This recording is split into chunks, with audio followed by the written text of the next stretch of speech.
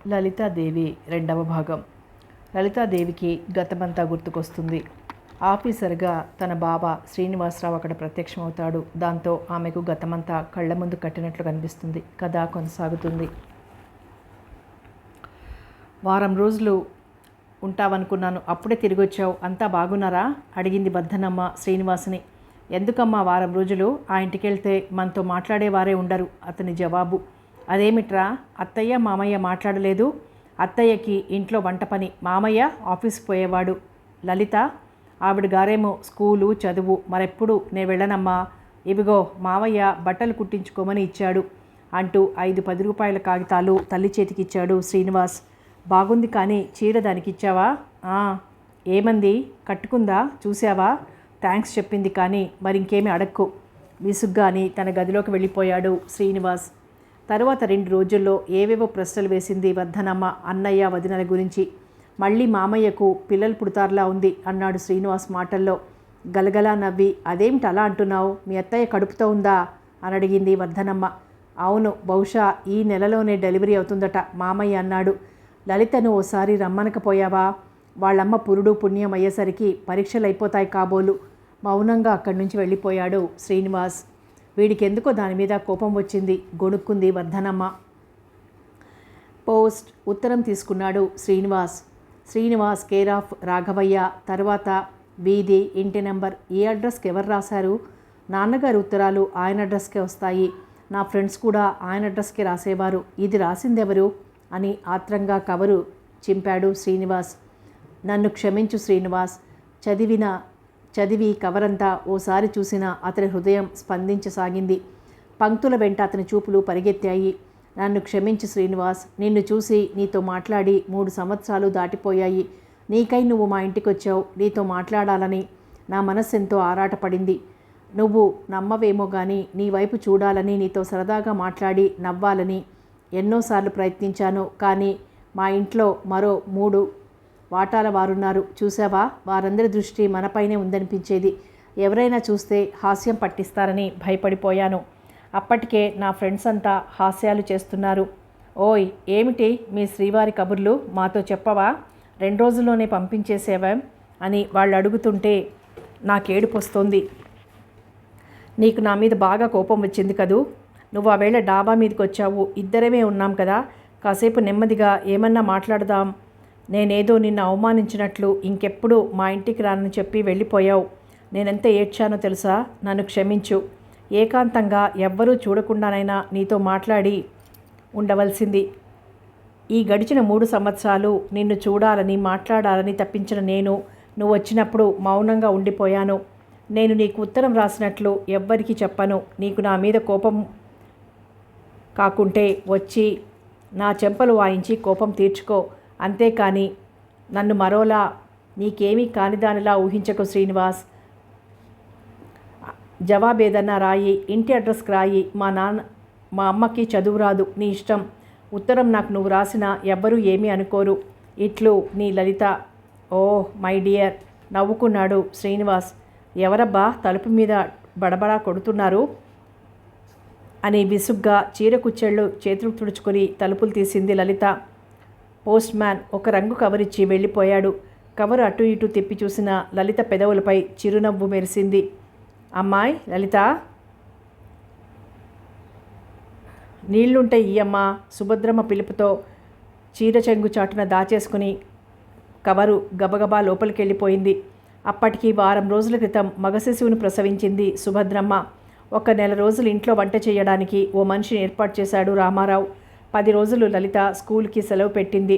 Cover పెట్లో దాచేసుకుని తల్లికి నీళ్ళిచ్చి, తమ్ముడికి పాలు కలిపించి గబగబా పెట్టె దగ్గరకు వచ్చి కవర్ చేతిలోకి తీసుకుంది. మళ్ళీ వెనుదిరిగిన గది తలుపులు మెల్లగా మూసి గడియ పెట్టింది. కవర్ విప్పింది. రాణి నాకు కొత్త పేరు పెట్టాడే అని నవ్వుకుని కళ్ళు ఆతృతగా పంక్తుల వెంట పరుగులు తీస్తుంటే, హృదయం తీవ్రంగా స్పందిస్తుంటే, పెదవులు వణుకుతుంటే చదువుకుందిలా ఉత్తరం లలిత. రాణి, ఎదురుగా మనిషి ఉంటే కన్నెత్తి చూడని నువ్వు, పెదవి కదపని నువ్వు ఎన్ని మాటలు ఎంత బాగా ఉత్తరం రాశావు. జానవు సుమా, నిజంగా నీ మీద నాకు చాలా కోపం వచ్చింది. ఈ నీ మాట, నీ ఉద్దేశం నాకు అప్పుడే చెప్పి ఉంటే నీ చెంపలు వాయించేవాడినో ఇంకేం చేసేవాడినో. ఎందుకు దూరంగా ఉన్నావు? ఇప్పుడు నువ్వు నా దగ్గరలో ఉంటేనా? చీర నీకు నచ్చిందా? కట్టుకున్నావా? కొంచెం లావెక్కి మునుపటి కన్నా బాగున్నావు సుమి. మామయ్య మన పెళ్ళి ఎప్పుడు చేస్తానంటాడు? తొందరగా చేసేయమనకూడదు.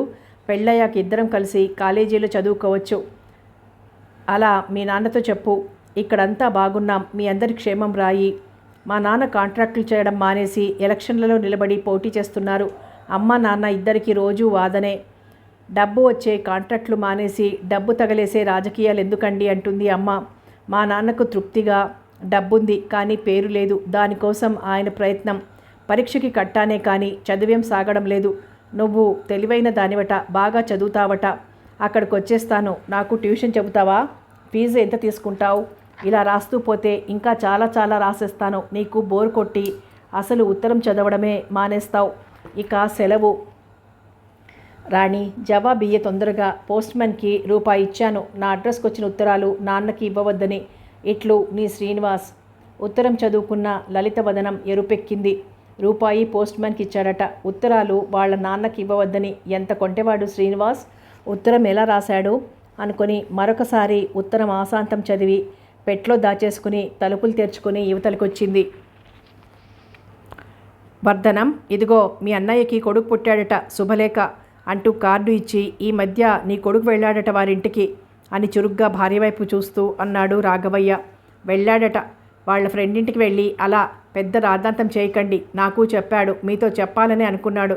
మీరు అనవసరంగా తిడతారని నేనే మీకు చెప్పొద్దన్నాను. ఏ ఫ్రెండు లేడు, 2 రోజుల్లో తిరిగి వచ్చాడు. ఇన్ని ఊళ్ళు తిరిగాడా? విశాఖపట్నంలో ఫ్రెండు, రాజమండ్రి మామయ్య. తాడి చెట్టు ఎందుకు ఎక్కావు అంటే కళ్ళు కోసం అని చెప్పడానికి సిగ్గేసి, పళ్ళు తోముకోవడానికి పుల్ల కోసం అన్నట్టెవడో. ఇంకెందుకు, పెళ్లి చేసి కోడల్ని కాపురానికి తెచ్చేసుకుంటే సరి. వాడి చదువు ఎలా ఉందో చూస్తున్నాంగా. మాన్పించి వ్యవసాయమైనా చేయమందాం అన్నాడు రాఘవయ్య విసురుగా. ఏముందిహా, మీరు పంచాయతీ ప్రెసిడెంట్ ఎలానో అవుతున్నారు. వ్యవసాయం వ్యవహారం ఇలాంటి వాటికి మీకు ఎలానో తీరికుండదు. అలానే చేస్తాడు. ఇద్దరం. వర్ధనం, అడుగడుగున నా ఊసెత్తితే ఊరుకునేది లేదు అన్నాడు అతను గొంతు పెద్దది చేసి. ఇక అనవసరమైన బాధను ఇష్టం లేని దానిలా మౌనంగా ఉండిపోయింది వర్ధనమ్మ. తరువాత శ్రీనివాస్ మీద విసుక్కున్నాడు. ఎక్కడికి రమ్మన్న వెళ్ళొచ్చావు అంటూ. మామయ్య గారింటికి వెళ్ళాను నాన్న అన్నాడు శ్రీనివాస్ తొణక్కుండా. అదే ఇప్పుడెందుకని, ఓసారి వాళ్ళందరినీ చూడాలనిపించి. ఓహో, కాస్త సంపాదన తెలియదు కానీ కబుర్లు తెలిసాయి. ఇంకేమేమో గొణిగాడు రాఘవయ్య. అక్కడి నుంచి వెళ్ళిపోయాడు శ్రీనివాస్. శ్రీనివాసు, నీకు జవాబు ఇవ్వడం ఆలస్యం చేశాను, క్షమించు. అసలు నువ్వు నా ఉత్తరానికి జవాబు ఇవ్వవనుకున్నాను. ఎంత కొంటెవాడివి. ఏమిటా ఉత్తరంలోని రాతలు? అసలు అలాంటి ఉత్తరాలు రాస్తే చదవను, జవాబివ్వను. నువ్వు పోస్ట్మెన్కి ఇచ్చిన రూపాయి దండగైందని ఏడుస్తావు తెలుసా? అవును, నాకు తెలియకడుగుతాను. నాకు ఆ పేరు ఏ శుభముహూర్తాన పెట్టావు? నీ పేరు కూడా నేను మార్చేస్తే బాగుండును అనిపించింది. కానీ నాకు శ్రీనివాస్ అన్న పేరే నచ్చింది. అసలు ఆ పేరు తలుచుకుంటే ఎవరి నోటి నుంచి అయినా వింటే నా ఒళ్ళంతా పులికించిపోతుంది. నేను అలాగే పిలుస్తాను ఎప్పుడూ నిన్ను. మాకింకో చిన్న తమ్ముడు పుట్టాడు. అమ్మ వీక్గా ఉన్న, బాబు బొద్దుగా ఆరోగ్యంగా ఉన్నాడు. మళ్ళీ ఎప్పుడొస్తావు? ఈసారి వీలు చూసుకుని రావా? నాన్నగారికి ప్రమోషన్ వస్తుందని అనుకుంటున్నారు. దూరంగా ట్రాన్స్ఫర్ అయిపోతుందేమో. మీకేం, బోలెడు డబ్బున్న వాళ్ళు ఎంత దూరం అన్నా టికెట్ కొని నా దగ్గరకు రాగలవు. ఎలా చదువుతున్నావు? ఈసారన్నా పాస్ అవుతావా? లేక AMBBSలా 7 ఏళ్ళు చేస్తావా? జవాబియ్యి. నీ ఉత్తరం వచ్చే వరకు ఈ పాత ఉత్తరమే పారాయణ చేస్తుంటాను. ఇక సెలవు. మీ రాణి. చదువుకున్న శ్రీనివాస్ గబగబా ప్యాంటు జేబులో ఉత్తరం దాచేసుకున్నాడు. తరువాత లలిత శ్రీనివాసుల మధ్య ఇలాంటి హాస్యాలతో, కవ్వింపులతో, ప్రేమతో చొరవ చనువు వ్యక్తం చేస్తూ ఉత్తర ప్రత్యుత్తరాలు చాలా రోజులు దొర్లాయి. శ్రీనివాస్ మళ్ళీ పరీక్ష తప్పాడు. లలిత స్కూల్ ఫైనల్ నుంచి మంచి మార్కులతో పాస్ అయింది. రాఘవయ్య పంచాయతీ ప్రెసిడెంట్ అయ్యాడు. 3rd ఫారం పరీక్ష 3 సంవత్సరాలు ఫెయిల్ అయిన వేణుకి వ్యవసాయ పనులు చేయించడంలో పెట్టాడు. రమణ తెలివిగా చదువుతున్నారు. తనకి ప్రమోషన్ రాబోతోందని దూరంగా వెళ్ళిపోతాను కనుక ఈసారి పండక్కి అందరం కలిసి సరదాగా గడుపుకుందామని రాఘవయ్య, వర్ధనమ్మ, పిల్లలు అందరినీ రమ్మని వచ్చి పిలిచాడు రామారావు. అలాగే లేండి అని అతను వెళ్ళిపోయాక, అందరం ఎందుకు పోలోమని వాళ్ళింటికి నీ కొడుకును పంపించు అన్నాడు రాఘవయ్య వర్ధనమ్మతో. ఓహ్, ఇన్నాళ్ళకి తీరికైందా రాజాగారికి? చిన్నగా నవ్వుతూ పలకరించి, అత్తయ్య మిగతా వాళ్ళు రాలేదేం అంది లలిత. కిందటిసారి అసలు కన్నెత్తి చూడటానికి కూడా సిగ్గుపడిపోయిన లలిత ఇప్పుడు ఫ్రీగా తన మొహంలోకి చూడకపోయినా తానే ముందు పలకరించింది. ఏం, నువ్వెందుకు రాలేకపోయావు? నీకు లేని తీరిక నాకా ఉంటుంది అనేసి అడ్డులే, లోపలికి రావద్దన్నావా అన్నాడు శ్రీనివాస్. స్వాగతం ద్వారబంధానికి 2 చేతులు ఆంచి తల వంచి నిల్చున్న లలిత వైపు చూసి నవ్వుతూ అతని చేతిలో బ్యాగ్ చనువుగా అందుకొని లోపలికి నడిచింది లలిత. ఏరా, పండగ రేపనగా రాకపోతే 4 రోజులు ముందు రారాదు అని రామారావు, మీ అమ్మ నాన్నగారు అంతా వస్తారనుకున్నామోయ్, ఒక్కడవే వచ్చావా అని సుభద్రమ్మ పలకరించారు. ఆ తర్వాత మర్యాదలు మామూలే. హడావిడిగా సుభద్రమ్మ వంటలు చేయడం, రామారావు వీధిలోకి ఇంట్లోకి తిరుగుతూ అదే అలా చెయ్యి ఇలా చెయ్యి, వాడికి ఎలా ఇష్టమో అడుగు అని హైరాణ పడిపోవటం. భోగి తెల్లారగట్లే లలితకి పిల్లలకి తలంటి నీళ్లు పోసింది సుభద్రమ్మ. శ్రీనివాస్ లేచేసరికి మంగళాన్ని సిద్ధంగా గుమ్మాలలో కూర్చోబెట్టాడు రామారావు. మొహం కడిగి కాఫీ తాగి కూర్చున్న శ్రీనివాస్ దగ్గరికి వస్తూ, శ్రీనివాసు, మంత్రి వచ్చాడు, తొందరగా తెమిలితే మీ అత్తయ్య వంటకి మడిగట్టుకుంటుంది అన్నాడు రామారావు. ఆమెను మడిగట్టుకోమను మామయ్య, ఏమన్నా కావాలంటే మీ అమ్మాయి ఉందిగా అని నవ్వి, పండగ పూట ఏదో మునిగిపోతున్నట్లు, ఏ మంత్రి వచ్చాడు? రెవెన్యూ మంత్రా, విద్యామంత్రా అన్నాడు శ్రీనివాస్ గొల్లు నవ్వి. కాదురా మంగలి, తలంటి స్నానం చేస్తావని అన్నాడు రామారావు. ఛ, నాకొద్దు, నీవన్నీ పల్లెటూరు మర్యాదలు, తర్వాత నేను సబ్బుతో స్నానం చేసేస్తాలే, అతన్ని పంపించేసేయి. సరే, నీ ఇష్టం అనేశాడు రామారావు. మరొకసారి అతనికి కాఫీ ఇచ్చి బాత్రూంలో నీళ్లు తొలిపి సబ్బు తువ్వాలు ఇచ్చింది లలిత. ఏ రాణి, తల కాస్త గట్టిగా తుడిచేద్దు, చేతులు నొప్పి పెడుతున్నాయి అన్నాడు శ్రీనివాస్. ఏయ్, ఏమిటా కబుర్లు, ఎవరన్నా వింటారు నెమ్మదిగా అంది లలిత.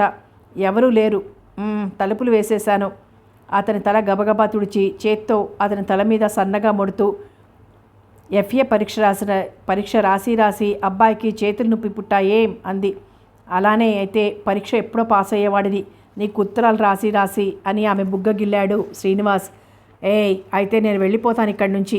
ఓ కప్పు వేడి కాఫీ, టిఫిన్ ఏం చేశారో పట్రా, మంచి హిందీ పిక్చర్ వచ్చిందట, 9 గంటల ఆటకి ఇద్దరం కలిసిపోదాం అన్నాడు. ఇద్దరు టిఫిన్ తింటున్నారు. రామారావు హడావిడిగా ఆ గదిలోకి వచ్చి, ఇదిగో సినిమాకి వెళ్తానన్నావు అంటూ 10 రూపాయల కాగితం టేబుల్ మీద ఉంచి, ఏవి కొత్త బట్టలు కట్టుకున్నారు కారేం అని అడిగాడు. వరుసగా కూర్చుని టిఫిన్ తింటున్న ఇద్దరి వైపు నిండుగా తృప్తిగా చూస్తూ, ఓసారి ఉండండి, కొత్త బట్టలు కట్టుకొని శ్రీనివాస్ మీకు దండం పెడతాడట అంది లలిత. ఇప్పుడేం కట్టుకోను మామయ్య, సినిమాకి వెళ్తాం కదా. ఆఫీస్ దగ్గరికి వెళ్తావు కాబోలు, వెళ్ళు అన్నాడు శ్రీనివాస్. రామారావు వెళ్ళిపోయాక, రాణి, ఏమిట హాస్యాలు, నేను మీ నాన్నకు దండం పెడతాను ఉండమని అన్నానా అన్నాడు. లేదు, నేనన్నాను అంది లలిత పక్కున నవ్వుతూ. లే, గబగబా తెములు, టైం అవుతోంది అన్నాడు శ్రీనివాస్. అతనికి ఈసారి చాలా సంతోషంగా ఉంది. క్రితంసారి లలిత అంత సిగ్గుపడితే అసలెప్పుడు వీళ్ళింటికి రాకూడదనుకున్నాడు. ఈసారి అవతల ఉన్నప్పుడు సిగ్గు అభినయిస్తూ, ఇంట్లో తామిద్దరే ఉన్నప్పుడు చనువుగా తిరుగుతోంది. బట్టలు మార్చుకుని తలదువ్వుకుంటున్న శ్రీనివాస్, ఇదిగో నువ్వు ఆ రోజు తెచ్చిన చీర నాకు చాలా బాగుంది కదూ అన్న లలిత ప్రశ్నకి వెనుదిరిగి చూశాడు. ఆకాశపు రంగు చీర, అంతకన్నా కాస్త ముదురు రంగు జాకెట్, చెవుల మీద జారే జుట్టు, తళతళ మెరిసే అందమైన కళ్ళు, చిరునవ్వుతో విచ్చుకున్న పెదవులు, సొట్టలు పడ్డ బుగ్గలు. ముగ్ధుడై పరవశంగా మత్తుగా చూశాడు ఆమె వైపు. ఒక్కసారి చేరవేసిన తలుపుల వైపు, నిండా కప్పి ఉన్న డోర్ కర్టెన్ వైపు చూపులు మరల్చి చప్పున లలితను 2 చేతులతో చుట్టేశాడు శ్రీనివాస్. 4 క్షణాలు అతని చేతుల్లో నలిగిపోయింది లలిత. రాణి అన్నాడు శ్రీనివాస్ మందస్వరంతో మత్తుగా. పెళ్ళి కాకుండా ఏమిటిదంతా, వదిలేయ్ అని అక్కడి నుంచి 2 అడుగులు దూరంగా నడిచి, రాణి అంటావు, ఎవరికి రాణిని, దేనికి రాణిని అంది లలిత తడి అయిన బుగ్గలు పెదవులు తుడుచుకుంటూ. నా హృదయ సామ్రాజ్యానికి, ఎస్టేట్కి అన్నాడతను. హబ్బా, డైలాగులు బాగున్నాయి కానీ అబ్బాయ్, పెళ్ళయ్యే వరకు కొంచెం ఒళ్ళు అదుపులో పెట్టుకుంటే. ఇంకా ఎందుకు ఆలస్యం, ఆడపిల్లలను కన్నవారు తొందరపడవలసింది. ఏం, నీకింకా వయసు రాలేదా? 18 ఏళ్ళు వచ్చాయి, నాకు 22 దాటాయి. నువ్వు ఎఫ్ఏ దాటలేదుగా, అందుకని కొంటెగా నవ్వింది లలిత. ఈసారి తప్పక పాస్ అయిపోతాను. సంతోషం కానీ పద, నువ్వు వెళ్ళకపోతే హిందీ సినిమా ఏడుస్తుంది. మీ అమ్మగారికి చెప్పేసిరా, తర్వాత నీ పని చెప్తాను. ఏం చేస్తావేం అంటూ ఇంట్లోకి వెళ్ళింది లలిత. సినిమా వారు వెళ్ళేసరికి ప్రారంభమైపోయింది.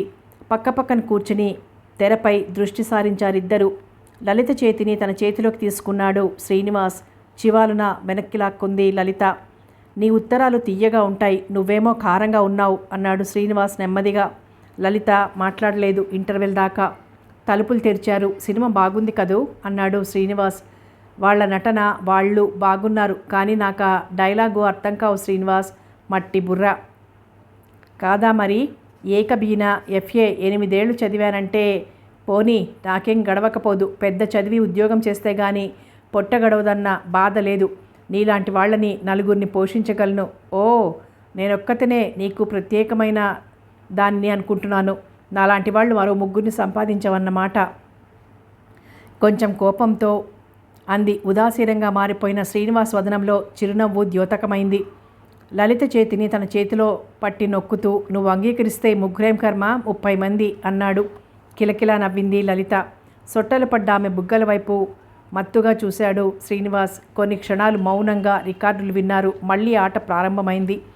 దగ్గరగా జరుగుతున్న శ్రీనివాస్ వైపు కొంచెం కోపంగా బుంగమూతి పెట్టి చూసింది లలిత. పర్వాలేదు పోనీవోయ్ అన్నాడు శ్రీనివాస్ రిక్షాలో. తర్వాత అతని చెయ్యి ఆమె భుజం మీద నుంచి మళ్ళింది. రిక్షా దిగి ఇంట్లోకి వెళ్తున్న లలిత వదనం సిగ్గుగా వాలిపోయింది. ఆ సాయంత్రం అతని పేపర్ చూస్తుంటే, శ్రీనివాస్, నువ్వు, నీ ప్రవర్తన, నీ ఉత్తరాలు నాకేం నచ్చడం లేదు అంది లలిత. ఓ, అయితే పనిష్మెంట్ ఇయ్యి నవ్వాడతను. మరి ఉత్తరాలు అలా రాసేస్తావు? ఎలా? ఏమో, నీకు తెలియదేమిటి? ఒకవేళ ఎవరన్నా చూస్తే నీ ఉత్తరం ఎవరు చూసి చదువుతారు? అయినా నీకన్నా ఎక్కువ విరహాలేం నాకు తెలియవు రాయడానికి. ఇదిగో మైసూర్ పాక్, అతనికి ఇయ్యవే అని చెబితే మర్చిపోయావు అని సుభద్రమ్మ రావటంతో వారి సంభాషణ ఆగిపోయింది. పండగలై మరి 2 రోజులు గడిచాయి. వెళ్ళిపోతాను మామయ్య రేపు ఉదయం అన్నాడు శ్రీనివాస్. మరో 4 రోజులుండు అని రామారావు సుభద్రమ్మ అన్నా. ఆహా లేదు, వెళ్ళిపోతాను అన్నాడు శ్రీనివాస్. ఖరీదైన బట్టలు, బంగారు పొంగరం కాబోయే అల్లుడికి కానుకగా ఇచ్చాడు రామారావు. ఎర్రని జరీపూల మాధవవరం పట్టుచీర కోడలికిమ్మని శ్రీనివాస్ చేతకందించింది వర్ధనమ్మ. తెలతెలవారుతోంది. బ్యాగ్ సర్దుకొని బట్టలు వేసుకున్న శ్రీనివాస్కి కాఫీ తెచ్చింది లలిత. ఆమె చేతిలో కాఫీ తీసుకుంటూ, మీ నాన్నతో చెప్పు మన సంగతి అన్నాడు శ్రీనివాస్ కొంటెగా. చేపో, సిగ్గులేని మాటలు. ఎందుకు సిగ్గు అంటూ ఆమెను చప్పున దగ్గరకు లాక్కొని ఆమె పెదవులపై ముద్దు పెట్టుకున్నాడు. ఇదిగో ఇలా, ఇది ఇప్పటికీ 6వసారి. పెళ్ళి కాకుండా ఇలా తప్పు కదూ. ఇలా అయితే పెళ్ళయ్యేదాకా మా ఇంటికి రావద్దంటాను అంది లలిత. సగం పెళ్ళి అయిపోయినట్టే మనకి. నిశ్చయితాంబూలాలు అయ్యాయిగా, ఈ మాత్రం దానికి మరేం పర్వాలేదు అని తేలిగ్గా నవ్వి ఆ పిల్ల బుగ్గ మీద చిటిక వేసి, మరి వెళ్తాను, నువ్వు రారాదు ఓసారి మా ఇంటికి అన్నాడు శ్రీనివాస్. అలానేలే, పద తొందరగా, బస్సు తప్పిపోగలదు అంది లలిత. నవ్వుకుంటూ ఇద్దరూ యువతలకొచ్చారు. పెళ్లి చేసేస్తానంటే మీ నాన్న ఎప్పటికప్పుడే వాయిదాలు వేస్తున్నాడ్రా. అమ్మతో చెప్పు, ప్రావిడెంట్ ఫండ్లోనూ అది ఎండ్లాను తంటాలు పడి 4,000 ఇస్తాను అన్నాడు రామారావు. అలాంటి వెర్రి కబుర్లు ఆడకు. నువ్వేం కట్నమిస్తావు? తొందరే ముందిప్పుడు. నా పరీక్ష పాస్ అయి ఏదైనా ఉద్యోగం సంపాదించుకున్నాక. ఓస్, నువ్వు సంపాదిస్తే గానీ భార్యను పోషించడానికి డబ్బు లేని వాడవేమిట్రా? సర్లే, నేనేం చెప్పను, కానీ నువ్వు ఉత్తరం రాయి నాన్నగారికి అని అందరికీ చెప్పి వెళ్ళిపోయాడు శ్రీనివాస్. లలిత కాలేజీలో జాయిన్ అవుతుంది అని రాశాడు రామారావు. రాఘవయ్యకు రాసిన ఉత్తరం చివర ఆ ఉత్తరంలో పెళ్లి చేసేద్దాం అని రాయనే లేదు. మీ అబ్బాయి FA పాస్ అయినందుకు సంతోషించాను. ఈ మధ్య నాకున్న ఒక బావమరిది పోయాడు. అతని తాలూకు 10 ఎకరాల మాగాణి పొలం, మేడ, డబ్బు వగైరా ఆస్తులన్నిటికీ నా భార్య వారసురాలు అవడం, ఆ లావాదేవీల్లో 2 నెలలై మీ ఉత్తరాలకి జవాబులు ఇయ్యలేకపోయాను. నాకు డెప్యూటీ తహసీల్దార్గా ప్రమోషన్ వచ్చింది. మీకు తెలుసుగా. వర్ధనం ఆరోగ్యం బాగుండలేదని రాశారు. ఓ వారం రోజుల్లో లలితను తీసుకొస్తాను అని ఉత్తరం సారాంశం. పోనీ ఈ పాల్గొన మాసంలో ఏదైనా ముహూర్తం ఉంటే పెళ్లి చేసేయమందాము అనుకున్నాను నేను. మీ అన్నయ్య కూతుర్ని కాలేజీలు చేర్పిస్తాడట అన్నాడు వర్ధనం దగ్గరగా ఉత్తరం విసురుతూ రాఘవయ్య. బాగుంది, అది స్కూల్ ఫైనల్ పాస్ అయి 2 ఏళ్ళైంది. అతను పెళ్లి చేసేస్తాను మొర్రో అంటే మీరు పడనిచ్చారు కాదు. మా వాడికి 25 ఏళ్ళు రావాలి, బిఏ అవ్వాలి, ఉద్యోగం కావాలి అంటారు. ఇప్పుడు మీరు పెళ్లి చేయమంటే అతను చదివిస్తానంటాడు కాబోలు. పోన్లేండి, నేను మళ్ళీ లేచి తిరిగి బట్ట కడతాననుకోను. దాన్ని కోడలుగా తెచ్చుకోవాలని ఎంతో సంబరపడ్డాను. ఈ క్షణంలో మీరు వాళ్ళ పెళ్లి చేసి తెచ్చినా నేను వాళ్ళు కలిసి కాపురం చేయడం చూడను. వాళ్ళ పిల్లల్ని ఎత్తుకోను. నేడో రేపో రాలిపోతాను. జల ఉదరం పుట్టిన వారెవరు బ్రతుకుతారు చెప్పండి? ఊరికే నా కోసం డబ్బు తగిలేయకండి అంది వర్ధనమ్మ భర్త వైపు జాలిగా చూస్తూ. వర్ధనం అన్నాడు రాఘవయ్య బాధగా. ఆమె 6 నెలలై అలా జబ్బుతో తీసుకుంటోంది. 10 రోజులై అసలు మంచం మీద నుంచి లేవలేకపోతోంది. ఆమెను చూస్తూ దిగాలు పడిపోతున్నాడు రాఘవయ్య. ఉత్తినే అతని కళ్ళల్లో నీళ్లు చిమ్ముతోంది. పాపం, మీ దినం ఎలా తెల్లవారుతుందో. ఉత్త నోటి తురుసు మనుషులు వాళ్ళు. వాడికి పిల్లనిచ్చినా ఇవ్వకపోయినా మనకేం నష్టం లేదు. అడిగేయండి మీరే. ఇక దాన్ని చదివించవద్దు, పెళ్లి చేసి కాపురానికి పంపించేయండి అని. ఏం సమాధానం వస్తుందో అతని దగ్గర నుంచి. ఏం సమాధానం వస్తుంది? అర్జెంటుగా పెళ్లి చేయమంటే కట్నం ఎగ్గొడతాడు మీ అన్నయ్య. అయినా వండి పెట్టి సంసారం దిద్దుకునే పిల్లకు ఆ మాత్రం చదువు చాలదు. వస్తారుగా తండ్రి కూతురు, అడుగుదాం అంది నిదానంగా వర్ధనమ్మ. లలిత కాలేజీలో చేరుతుందట అని వర్ధనమ్మ శ్రీనివాస్తో అనేసరికి, పని లేకపోతే సరి చెప్పు, గట్టిగా నువ్వేం కాలేజీ చదివి మనల్ని ఉద్ధరించక్కర్లేదని అన్నాడు శ్రీనివాస్. అదేరా బాబు, రేపు పాల్గొన మాసంలో ఆ 3 ముళ్ళు పడితే ఇంట్లో దక్షత లోపం ఉండదు. లేకపోతే నేను లేని ఈ కొంప వంట పాడి కుక్కలు చించిన విస్తర్లా తయారవుతుంది. అమ్మా, అవును బాబు, మనది సామాన్యమైన సంసారమా? ఇల్లు 1000 కళ్ళతో చూసుకోవాలి. వంట మనిషి, పనివాళ్ళు ఉన్నారే అనుకో, అసలు వాళ్ళని నడిపించడానికే ఓ మనిషి కావాలి. ఇలా రాఘవయ్య శ్రీనివాస్ తన దగ్గరికి వచ్చినప్పుడల్లా ఏదో అప్పగింతలు పెడుతూనే ఉంది వర్ధనమ్మ. 2 రోజులు మాత్రమే సెలవుందని వచ్చాడు రామారావు లలితను తీసుకుని. మంచం మీద శల్యావశిష్టయ్యి ఉన్న వర్ధనమ్మను చూస్తూనే, ఏమిటత్తయ్యా అలా అయిపోయావు అంటూ ఆమె హృదయంపై తల అంచి భోరున ఏడ్చింది లలిత. లలిత తల మృదువుగా నిమృతూ, నిన్ను కోడలుగా తెచ్చుకోవాలని, నీ పిల్లల్ని ఎత్తుకుని ఆడించాలని ఎన్నో కలలు కన్నానే లలిత. కానీ అవన్నీ ఎండమావులైపోయాయి. నాకు ఏ క్షణంలో ఈ గొంతు పూడిపోతుందో నీకు చెప్పడం మర్చిపోతానేమో. మీ మామయ్య కాస్త ప్రథమ కోపం మనిషి. ఆయన మీద విసుక్కోవు కదూ. సంసారం జాగ్రత్త. నీ మరుదులు, మామగారు అందరినీ నీకే అప్పగిస్తున్నాను అంది వర్ధనమ్మ. ఏమిటమ్మా చాదస్తం? తన ఏడుపు, నీ అప్పగింతలు బాగున్నాయి లేరాణి అన్నాడు మందలింపుగా శ్రీనివాస్. రాణీనా? దానికి ఆ పేరు పెట్టావా అని నవ్వుకుంది వర్ధనమ్మ. అవును, అది ఈ ఎస్టేట్కి రాణి, పెద్ద కోడలు అంటూ. వర్ధనమ్మను చూసిన రామారావు కంటతడి పెట్టుకున్నాడు. వారిని చూడాలనే ప్రాణాలు నిలుపుకుందా అన్నట్లు ఆ రాత్రి వర్ధనమ్మ ఇహలోక యాత్ర చాలించింది. సింహంలా ఉండే రాఘవయ్య దిగాలుగా కన్నీరు కారుస్తూ కూర్చుండిపోతే, తోబుట్టువు తన్ను అమితంగా అభిమానించే చెల్లెలు పోయిన దుఃఖాన్ని దిగమింగి రాఘవయ్యను ఓదార్చి శ్రీనివాస్కి, మిగతా పిల్లలకి అందరికీ ధైర్యం చెప్పాడు రామారావు. మరునాటికల్లా సుభద్రమ్మ బంధువులు చాలామంది చేరారు. సర్వం కోల్పోయినట్లు దిగాలుగా, కదలకుండా మెదలకుండా మాట్లాడకుండా, తనకేమీ ఈ ప్రపంచంతో సంబంధం లేదన్నట్టు కూర్చుండిపోయాడు రాఘవయ్య. ఎటు చూసినా తనే అయి జరగవలసిన తంతులన్నీ జరిపించాడు శ్రీనివాస్. అటు వ్యవసాయం, ఇటు ఇంట్లో బంధువులు, వారికి కావలసిన సదుపాయాలు, తల్లికి జరిగే కర్మ అన్నీ నేర్పుగా ఏ లోపం రాకుండా చురుగ్గా నిర్వర్తించాడు. శ్రీనివాస్ ఎంత చురుకైనవాడు, తండ్రిలాగే మంచి సమర్థుడు సుమండి అని 11వ నాటికి రాత్రి రామారావుతో అంది సుభద్రమ్మ. ఏం తెలివో, ఇక బిఏ చదవడట. ఏజ్ బార్ అయిపోతుందా? ఏదైనా గుమాస్తా పోస్టు దొరికితే జాయిన్ అయిపోతాడట అన్నాడు రామారావు అసంతృప్తిగా. 12వ నాడు బంధువులందరితో పాటు తాము వెళ్ళిపోతామని ప్రయాణమవుతున్న సుభద్రమ్మని, ఒక్క 2 రోజులు ఉండండత్తయ్యా, వెళ్ళిపోదురు కానీ ఇల్లంతా ఎలా ఉందో చూశారా? మీరు కూడా వెళ్ళిపోతే మరీ నాకు సహాయం చేసే వారెవరున్నారు అన్నాడు శ్రీనివాస్. మామయ్య సెలవు లేదంటున్నారోయ్ అందామె మొహమాటంగా. మీ అత్తయ్య లలిత 4 రోజులు ఉంటారులే, నేను వెళ్ళిపోతానన్నాడు రామారావు వెళ్తూ. బావగారు, పోయిన వారితో పోతామా చెప్పండి, మీరే పిల్లలకి తల్లి తండ్రి అయి అన్నీ చూసుకోవాలి కానీ అన్నాడు రాఘవయ్యతో.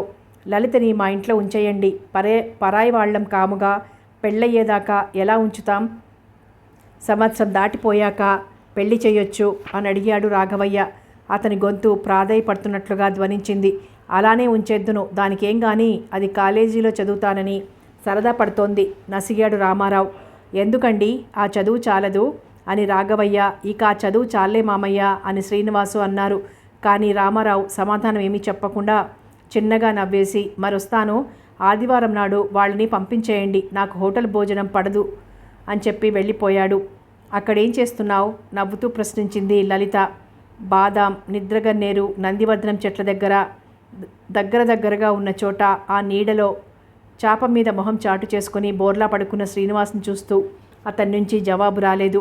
అతని దగ్గరగా నడిచి వెళ్ళి అతని పక్కన కూర్చుని, ఏయ్ పట్ట పగిలింత నిద్ర, గదిలోకి పోయి పడుకోరాదు అని అతని భుజం పట్టి కుదిపింది. అతను చివాలను లేచి కూర్చున్నాడు. అతని చెంపలు తడిసి ఉన్నాయి. అతని కళ్ళు ఎర్రగా వాచి ఉబ్బి నీరు చెమ్ముతున్నాయి. ఏడుస్తున్నావా ఆశ్చర్యంగా అతని మొహంలోకి చూస్తూ ప్రశ్నించింది లలిత. అమ్మ పోయిన నాడు ఏడవని వాణ్ణి నేనొక్కడినే కదూ రాణి అని విరక్తిగా నవ్వి, నాకు గుండెల నిండా నిలవలేనంత దుఃఖముంది, కానీ నేను ఏడుస్తూ కూర్చుంటే అప్పటి కర్తవ్య నిర్వహణ అయ్యేలా. నాన్నగారికి ఇది పెద్ద షాక్. ఆయన ఈ షాక్ నుంచి కోలుకునేసరికి ఎంతకాలం పడుతుందో. ఆయనకు అమ్మంటే చాలా ప్రేమ. ఏదన్నా ఎప్పుడన్నా వారిద్దరి మధ్య వాదనలు వచ్చాయంటే చివరికి అమ్మ మాటే నెగ్గేది. ప్లీడర్ గారి అమ్మాయిని నాకు చేస్తానని నాన్న, మా అన్నయ్య కూతుర్ని చేస్తానని అమ్మ ఎన్నాళ్ళు వాదించుకున్నారో చివరికి నాన్నగారి రాజీకొచ్చారు. నాకు ఆడపిల్లలు లేరు, నాకు కోడలే నా కూతురు లాంటిది అవ్వాలి, అందుకే అన్న కూతుర్ని శ్రీనివాస్కి ఇచ్చి చేస్తాను, దానికి నా మీద అభిమానం ఉంటుంది అనేది అమ్మ. దానికి మాత్రం నీ మీద అభిమానం ఉంటుందని గ్యారంటీ ఏమిటి అని నాన్నగారు ప్రశ్నించేవారు. మాది రక్త సంబంధం, తప్పక ఉంటుంది. నా అన్న కూతురు నన్ను తిట్టినా నాకు కష్టం అనిపించదు అనేది అమ్మ ఆ వాదనలో. నువ్వు అమ్మ హృదయానికి తలకొట్టుకు ఏడుస్తుంటే అమ్మ మాట అక్షరాలా నిజమనిపించింది. కానీ కొన్ని రోజులు ఆమె బ్రతికి ఉంటే బాగుండేది. ఎన్నిసార్లు నేను పరీక్ష తప్పినా పోన్లేరా అని నవ్వేసేది, కానీ ఏమీ అనేది కాదు అమ్మ. అలాంటి అమ్మ పోతే నాకు బాధ ఉండదా రాణి? ఈవేళ తీరిక దొరికింది, గుండెల్లో బరువు దించుకోవడానికి ఏకాంతంగా ఏడుస్తున్నాను అన్నాడు శ్రీనివాస్ వృద్ధస్వరంతో. అతని చెదిరిన క్రాఫు సవరించి చీరచెంగుతో కన్నీరొత్తుతూ, మిమ్మల్ని చూడాలనంటోంది. ఆమె ఒంట్లో బాగుండలేదని మామయ్య రాస్తే ఏదో కాస్త అనారోగ్యం అనుకున్నాను, కానీ ఇంతలా కృంగిపోయిందనుకోలేదు. నువ్వు మాత్రం ఎంతసేపు నీ కవ్వింపులు హాస్యాలే, కానీ అత్తయ్య ఆరోగ్యం సంగతి ఎప్పుడన్నా రాసావా ఉత్తరంలో? కనీసం 4 రోజులన్నా నా చేత అత్తయ్య సేవ చేయించుకుంటే నాకు శాంతిగా ఉండేది అన్న లలిత గొంతు పూడిపోయి కళ్ళు చెమ్మగిల్లాయి. సరే, ఏదో జరిగిపోయింది, మన చేతుల్లో ఉన్నదంతా చేశాం. ఆమెకు ఆయువు లేదు, ఏం చేస్తాం అనేసి క్షణం తరువాత, వేణు పొలం నుంచి వచ్చాడా ఈవేళ అని అడిగాడు శ్రీనివాస్.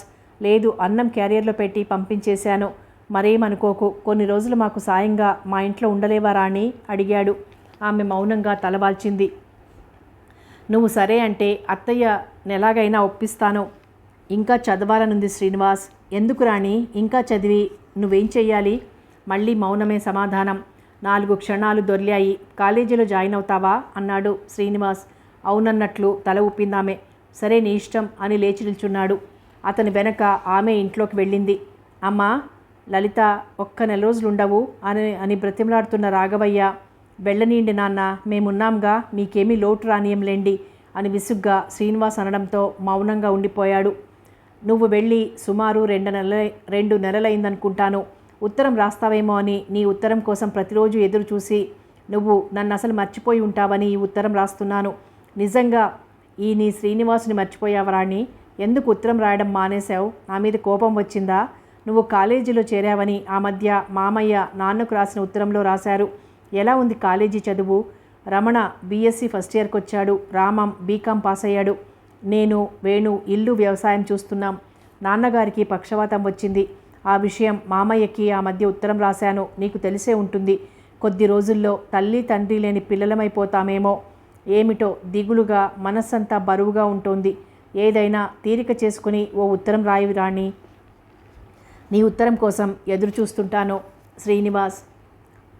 చదివి కవరు మూసేస్తున్న లలిత, ఎవరే అమ్మాయి ఉత్తరం అని సుభద్రం అడిగేసరికి నవ్వేసి, ఇంకెవరు శ్రీనివాస్ అంది.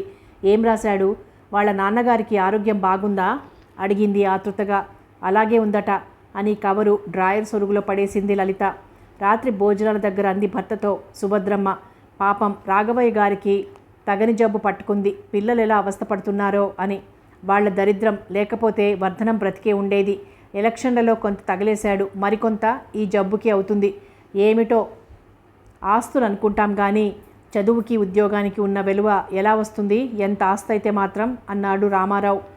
ఏమిటో అతను ఎందుకలా అన్నాడో బోధపడక మౌనంగా ఉండిపోయింది సుభద్రమ్మ.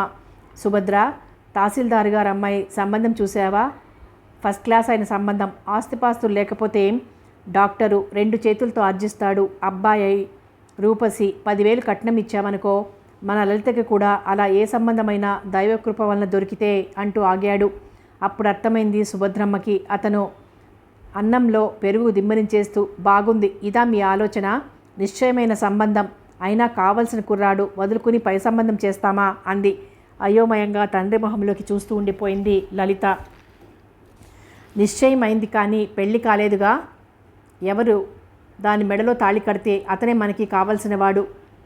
అతను కట్టనన్నాడా? శ్రీనివాస్ చాలా మంచి కుర్రాడు. అబ్బా, ఎందుకమ్మా ఈ కబుర్లు ఇప్పుడు? నేను BA అయితే కానీ పెళ్లి చేసుకోను అంది లలిత. ఇంకా BA చదువుతావా అంది సుభద్ర విస్మయంగా. ఎందుకు చదవకూడదు? చదువుతుంది. వీళ్ళ లెక్చరర్ ఒక ఆయన అన్నాడు నాతో, మీ అమ్మాయి చాలా తెలివైంది, బాగా చదివించండి అని అన్నాడు రామారావు తలెగరేసి నవ్వుతూ గర్వంగా.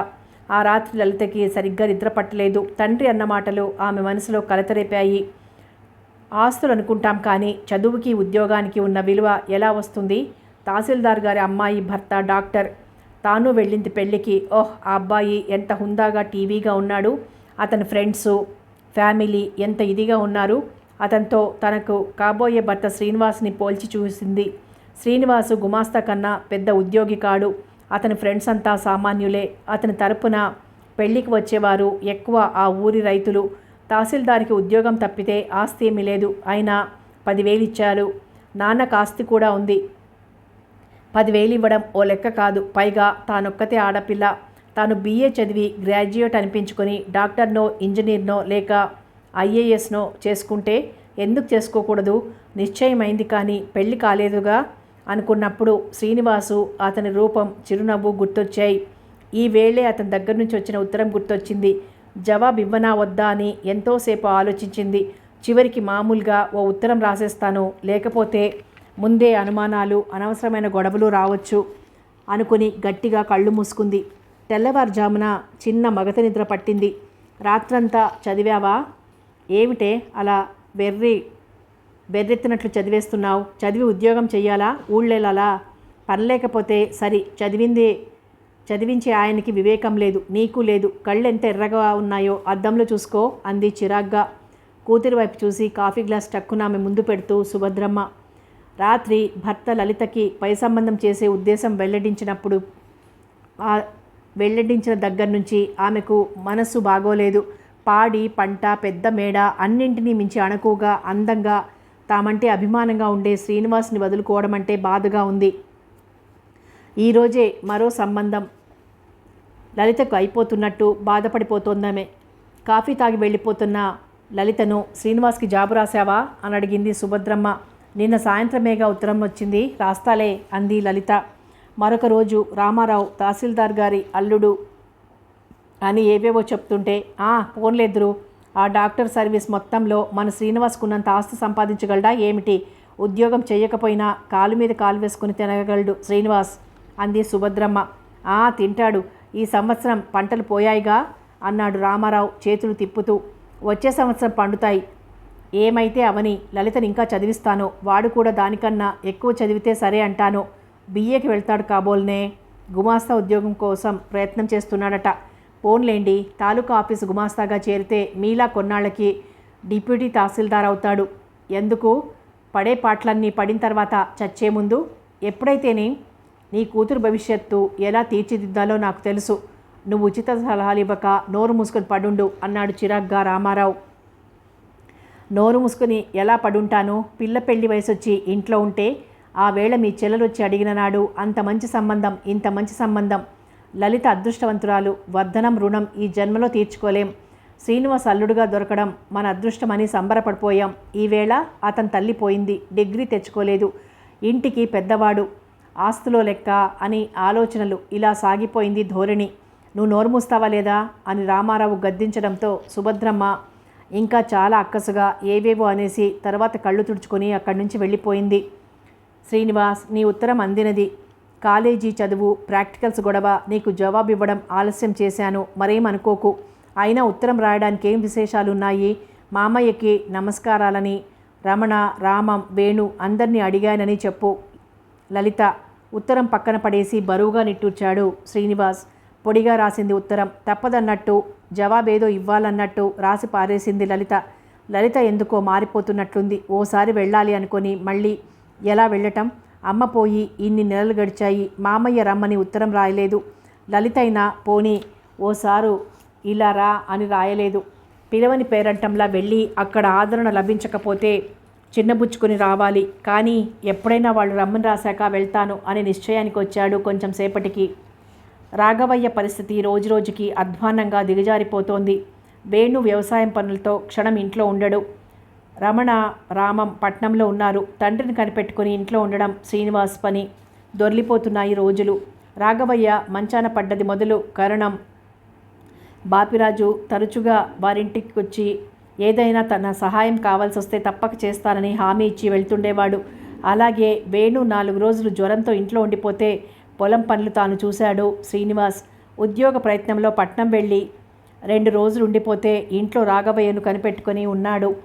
అతను వీరి కుటుంబానికి ఆత్మీయుడైపోయాడు క్రమంగా. కరణానికి 5గురు ఆడపిల్లలు, కొద్దిపాటి భూమి, తాటాకుల ఇల్లు మాత్రమే ఉన్న కరణం పేదవాడనే చెప్పాలి. ఓ రోజు వంట మనిషి ఆరోగ్యం బాగా లేకపోవడంతో వంట చేస్తున్నాడు శ్రీనివాస్. చొరవగా వంట ఇంట్లోకి వచ్చిన బాపిరాజు, ఏరా నువ్వు చేయి కాల్చుకుంటున్నావు? ఆమెమైంది అని అడిగాడు నవ్వుతూ శ్రీనివాస్ని చూసి. ఆమె ఒంట్లో బాగుండలేదు మామయ్య, పడుకుంది. నాన్న ఆకలిగా ఉందని చెప్పి చిన్నపిల్లట్లా తొందరపడుతున్నారు. అన్నం ముద్ద చేసేశాను, మళ్ళీ అన్నం వండాలి అన్నాడు విసుగ్గా. మీ అత్తయ్యను పంపనా? ఆమె లేచే వరకు కాస్త వండి పడేస్తుంది. వద్దులే మామయ్య, నీకు ఇప్పటికే అనవసరంగా ఎంతో శ్రమ కలుగుతోంది మా వల్ల. అతని అభిమానానికి కృతజ్ఞతగా నొచ్చుకుంటూ అన్నాడు శ్రీనివాస్. పర్వాలేదురా, బంధువులం, మనలో మనకిలాంటి అరమరికలేమిటి? ఆమె మా ఇంటికి వచ్చేస్తే మీ ఇంట్లో పని ఎవరు చేస్తారు మామయ్య? నీ అతిథులు అభ్యాగతులు అని నవ్వాడు శ్రీనివాస్. పోనీ కమలను పంపిస్తానుండు అంటూ అతను నిలవకుండా వెళ్ళిపోయాడు. కమలను పంపిస్తాడా? కమల తామెరగనిది, పరిచయం లేనిది కాదు, కానీ వయసొచ్చిన అమ్మాయి. మాది ఆడదక్షత లేని ఇల్లు. మేము యువకులం. మా మీద మామయ్యకు ఎంతో నమ్మకం. మేము మంచివాళ్ళమని ఎంత విశ్వాసం లేకపోతే ఆ అమ్మాయిని మాకు సాయం చేయమని పంపిస్తానంటాడు.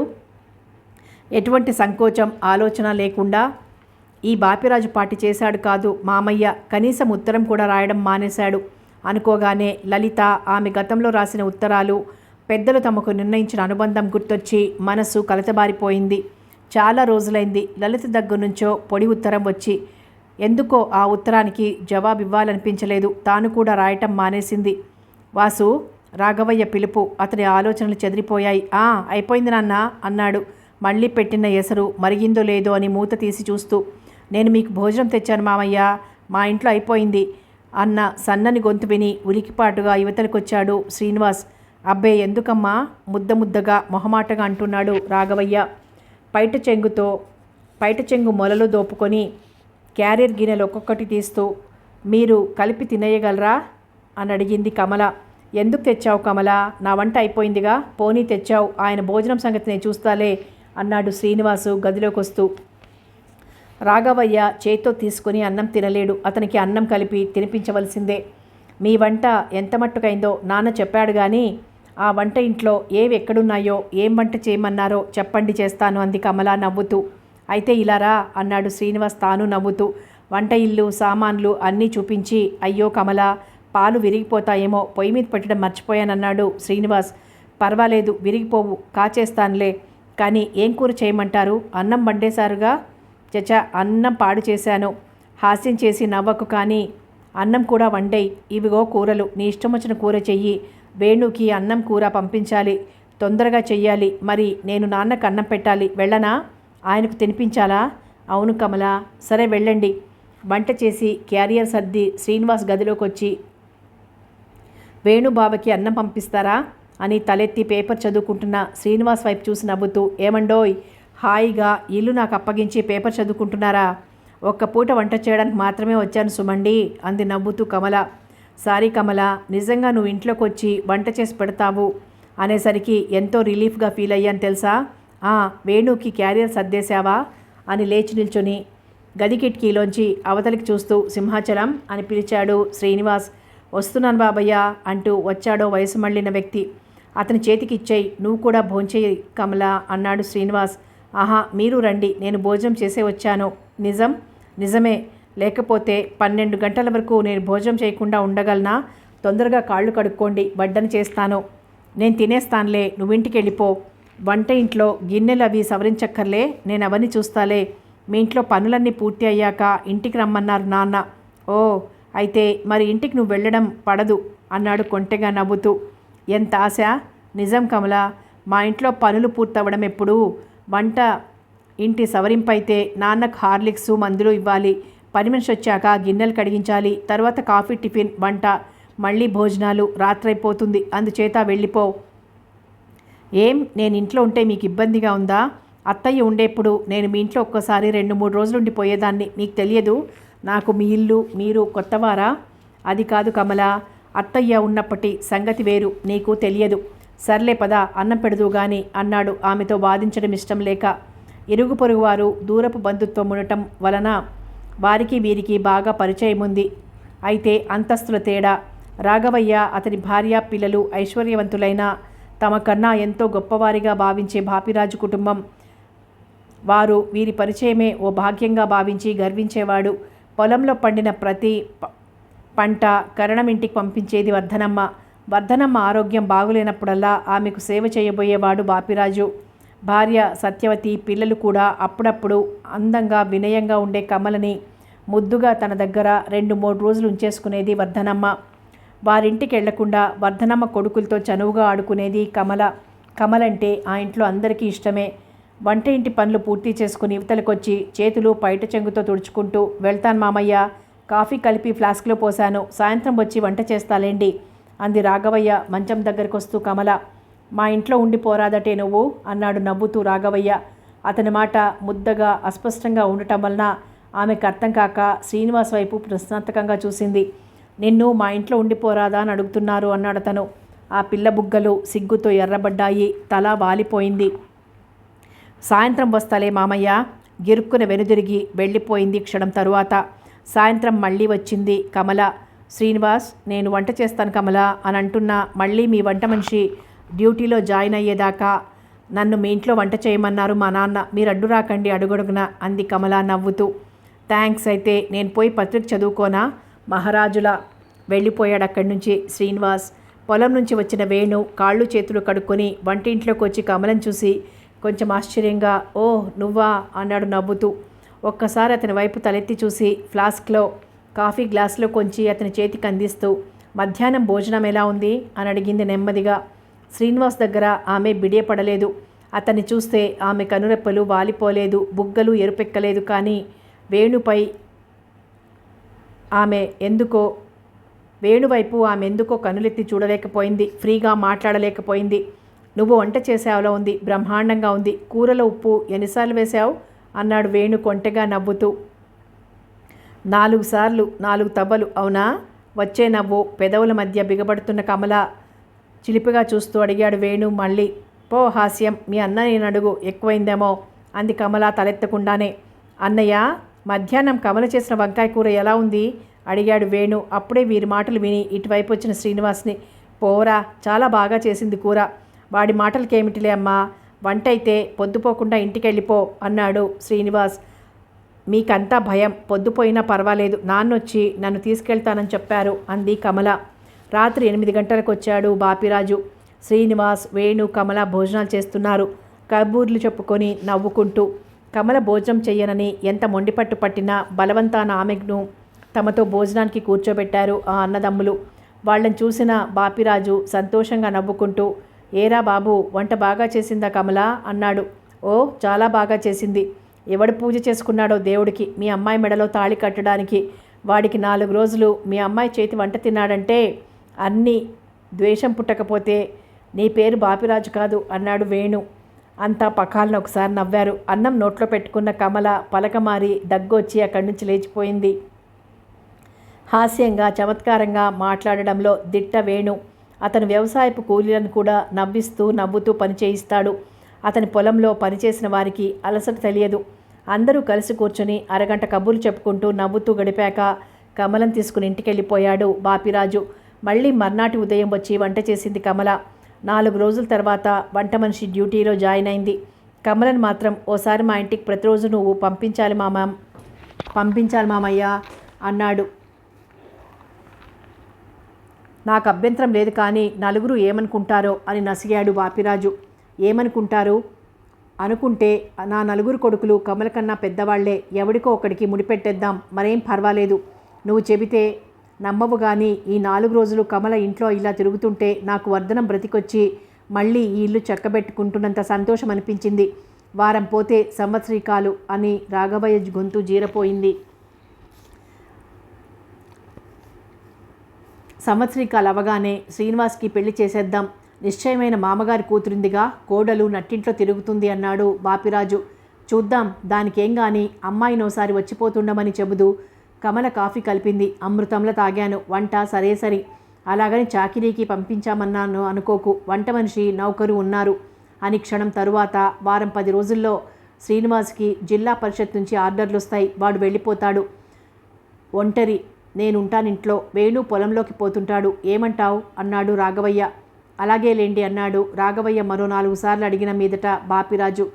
కమల తెలివి చురుకు గల పిల్ల. ఉదయం వచ్చి సాయంత్రం మళ్ళీ తమ ఇంటికి వెళ్ళిపోతోంది. రాఘవయ్యకి మందులు ఇవ్వడం, అన్నం పెట్టడం, భాగవతం చదివి వినిపించడం, వంట మనిషికి సామాన్లు కొలిచి ఇవ్వడం, క్రమంగా ఆ గృహ నిర్వహణ భారమంతా తన పైన వేసుకుంది. నేనెందుకు ఇంట్లో, ఆ పిల్ల చూసుకుంటోందిగా అని తాను పొలంలోకి వెళ్ళిపోతున్నాడు శ్రీనివాస్. కమల సాయంత్రం ఇంటికి వెళ్ళిపోయేటప్పుడు ఆమెతో పాలు, పెరుగు, కూరలు పాలేరు చేత పంపిస్తూ ఉంటాడు ప్రతిరోజు రాఘవయ్య. ఇవన్నీ ఎందుకు పంపిస్తారు అని మొహమాటంగా 4-5 సార్లు అడిగాడు బాపిరాజు. మాకు ఎక్కువగా ఉన్నాయి, పారబోయలేక. సరేనా, మరి మాట్లాడకు అన్నాడు రాఘవయ్య నవ్వేస్తూ.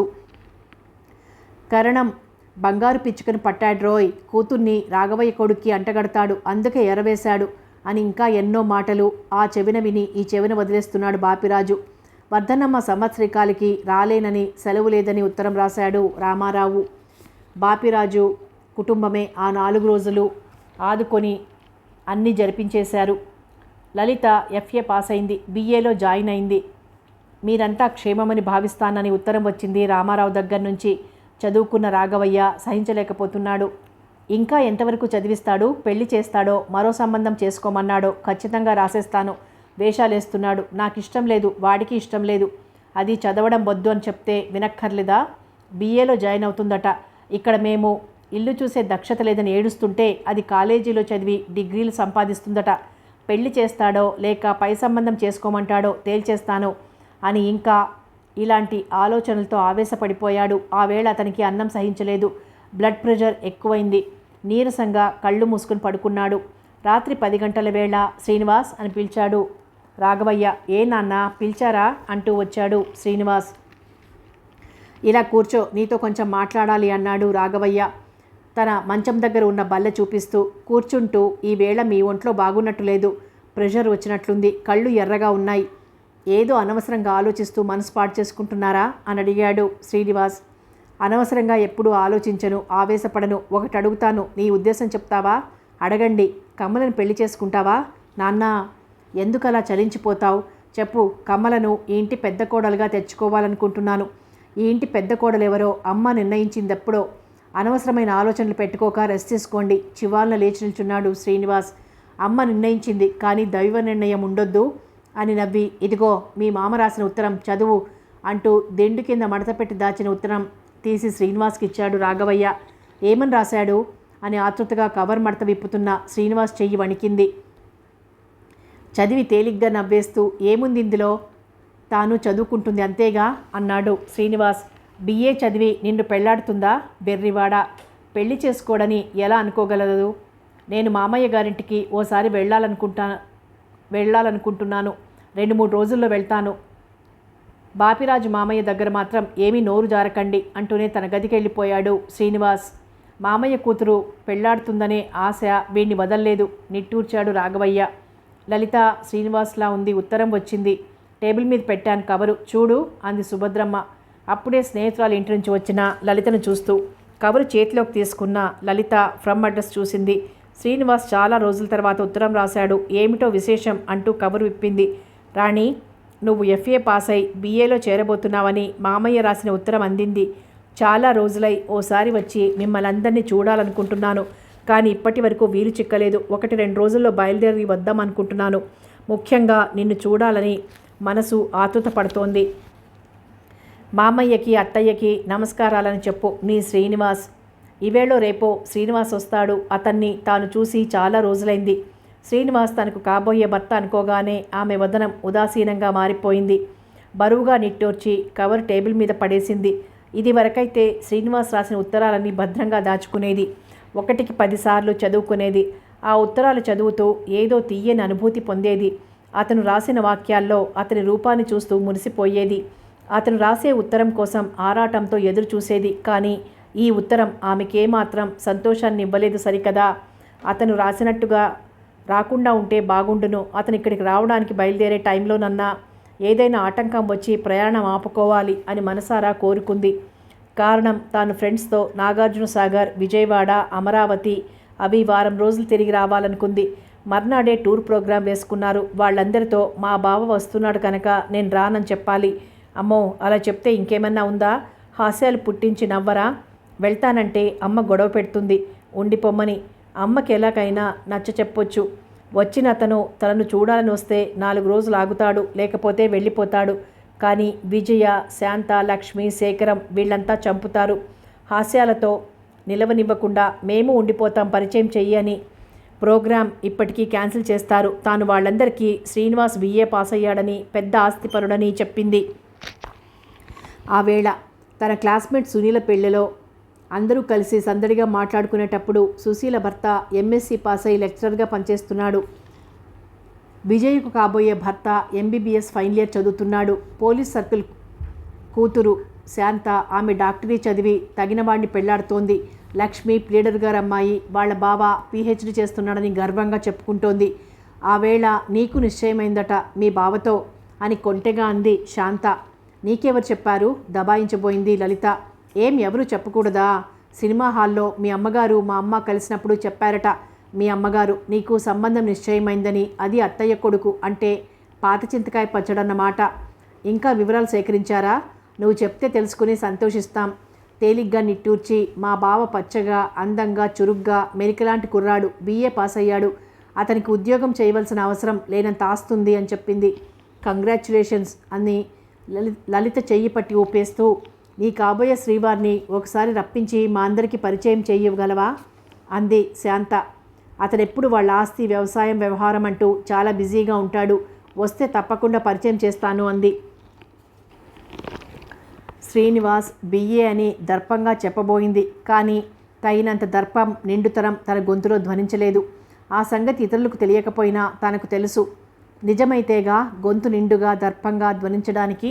అతను ఎఫ్ఏ అతి కష్టంతో గట్టెక్కి పాస్ అనిపించుకున్నాడు. ఆస్తి అంటారు కానీ 4 అన్నదమ్ములు చీల్చుకుంటే ఏపాటిది? శ్రీనివాస్ ఉద్యోగస్తుడైన గుమాస్తా ఉద్యోగమేగా. అంతకన్నా ఆఫీసర్ అవ్వడానికి అతనికి అర్హతలేవి? గుమాస్తా భార్యగా నలుగురిలో తల ఎత్తుకోగలదా? తన ఫ్రెండ్స్ అందరి దగ్గర తాను పేదరాలా? లేదు. శ్రీనివాస్ని చేసుకోను. నయం అదృష్టవంతురాల్ని. నాన్న అప్పట్లో పెళ్లి చేస్తానని ఆరాటపడితే మామయ్య దైవంలా అడ్డు తగిలి ఆపేశారు. లేకపోతే ఏనాడో శ్రీనివాస్ భార్య అయిపోయేది. ఇలా సాగిపోయాయి ఆమె ఆలోచనలు. అలసినట్టు కొన్ని క్షణాలకే మొహం పీక్కుపోయింది. మనసంతా చిరాగ్గా తయారైంది. లలిత, కాఫీ తీసుకో అని సుభద్రమ్మ పిలవగానే వంట ఇంటి వైపు వచ్చింది లలిత. కాఫీ గ్లాస్ లలిత చేతికిస్తూ, ఏమని రాశాడు? అంతా బాగున్నారా? వాళ్ళ నాన్నగారి ఆరోగ్యం బాగుందా అని ఆతృతగా ప్రశ్నించింది సుభద్రమ్మ. పొడిగా సమాధానం చెప్పింది లలిత. అదేమిటే అలా ఆలోచిస్తున్నావు? ఏమని రాశాడు? ఏం చదువో, పాడు చదువు. అతనికి కనీసం ఉత్తరం ముక్క రాయడానికి కూడా నీకు తీరిక లేదు. ఓసారి రమ్మని రాయరాదు? చాలా రోజులైంది అతను మన ఇంటికొచ్చి. పాపం, ఇల్లు చూసే దక్షత లేక ఏం అవస్థ పడుతున్నారో ఏమో. రాయక్కర్లే, వస్తున్నాడట 2-3 రోజుల్లో. అలా చెప్పవేమే? సంతోషంతో సుభద్రమ్మ వదనం వికసించింది. చివాలన వెనుతిరిగి గదిలోకి వెళ్ళిపోయింది లలిత. ఇదివరకు శ్రీనివాస్ వస్తున్నాడంటే తీయని ఊహలతో పులకరించిపోయేది. అతని రాక కోసం 1000 కళ్ళతో ఎదురు చూసేది. అతనున్న 4 రోజులు క్షణాల్లా గడిచిపోయేవి. అతను వెళ్ళిపోతే మనసంతా దిగాలుగా అయిపోయేది ఆమెకు. అనుకోని లాటరీలా తల్లికి పుట్టింటి ఆస్తి రావడం, తండ్రి ప్రమోషన్, తాను చదువులో క్లాస్ ఫస్ట్ రావడం, ఇవన్నీ గర్వకారణమయ్యాయి లలితకి. తానెంతో ఉన్నతురాల్ని అనే భావం రాగానే శ్రీనివాస్ తనకు వరుడు కాడనే నిశ్చయానికి వచ్చింది లలిత. కానీ ఎలా తప్పించుకోవడం అనే ప్రశ్న వేధించసాగింది. ఇంతవరకు తాను అతనంటే ఇష్టంగానే ప్రవర్తించింది. దానికి తాను అతనికి రాసిన ఉత్తరాలే సాక్ష్యం. ఇప్పుడు ఏ ముఖంతో నువ్వంటే నాకు ఇష్టం లేదు, నేను నిన్ను పెళ్లి చేసుకోను అని చెప్పగలదు? కారణం ఏమిటని అతను ప్రశ్నిస్తే ఎప్పుడో స్థిరపరుచుకున్న సంబంధం ఇప్పుడు కాదనడానికి నాటి ఐశ్వర్యం, చదువు కారణమని చెప్పలేదుగా. భగవాన్, అమ్మకి శ్రీనివాస్ మీద అభిమానం తగ్గిపోవాలి. నాన్నకు అంత ఇష్టం కాదు శ్రీనివాస్ అంటే.